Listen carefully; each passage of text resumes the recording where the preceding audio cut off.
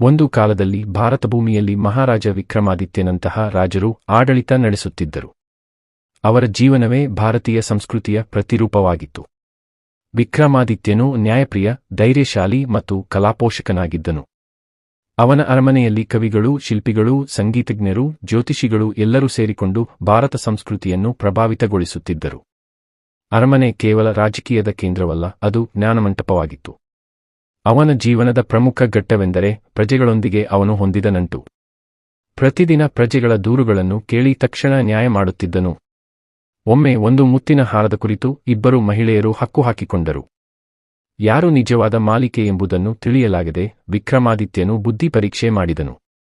ನಿಜವಾದ ಮಾಲಿಕೆ ಕಣ್ಣೀರು ಹಾಕಿದಾಗಲೇ ಹಾರದ ಸ್ವಾಮ್ಯ ಸ್ಪಷ್ಟವಾಯಿತು. ಇಂತಹ ತೀರ್ಪುಗಳು ಅವನನ್ನು ಜನಮನಗಳಲ್ಲಿ ಅಮರನನ್ನಾಗಿಸಿತು. ಅವನ ರಾಜ್ಯದಲ್ಲಿ ಶಿಲ್ಪಕಲೆ, ವಾಸ್ತುಶಿಲ್ಪ, ಸಾಹಿತ್ಯ ಮತ್ತು ಸಂಗೀತವು